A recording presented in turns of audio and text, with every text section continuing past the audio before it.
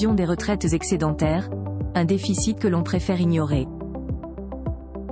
À travers les différentes déclarations des membres du gouvernement, l'exécutif essaye de faire croire que tout va bien dans le domaine de la retraite et qu'il est même excédentaire.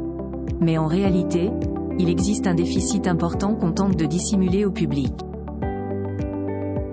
Des chiffres qui semblent optimistes.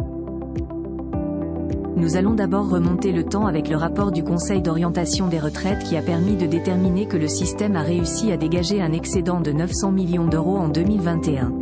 Ce n'est pas tout, puisqu'il y a également eu un surplus de 3,2 milliards d'euros en 2022. Cette amélioration s'explique en grande partie par la reprise importante de la croissance économique.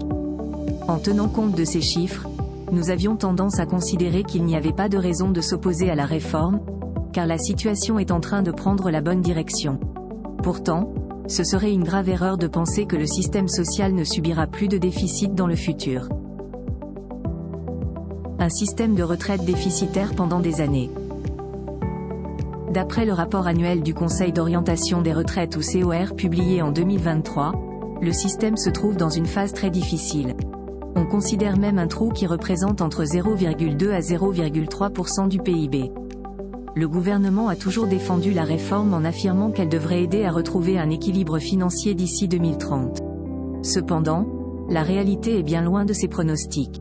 En effet, le régime de pension avait déjà connu 3 épisodes excédentaires, c'est-à-dire en 2021, 2022 et 2023. Pourtant, cette amélioration a été seulement de courte durée. Justement, les données recueillies dans le COR permettent de prévoir une situation déficitaire pour la retraite. Selon les pronostics, le solde entre les dépenses et les recettes devrait être négatif en 2023. Comment interpréter les projections ? Si ces anticipations viennent à se confirmer, alors la réforme qui a été adoptée en 2023 ne pourra pas atteindre les objectifs fixés.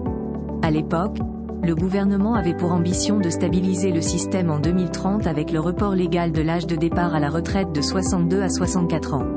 De plus, l'exécutif voulait également accélérer l'application de la loi du janvier 2014 concernant l'élargissement de la durée de cotisation pour bénéficier d'une pension à taux plein.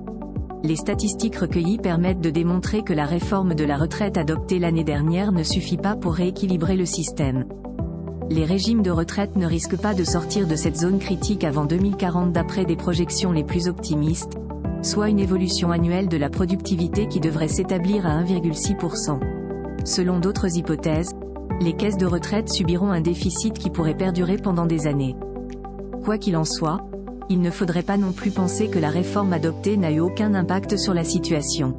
En effet, les changements apportés devraient permettre de réduire les dépenses relatives à la pension.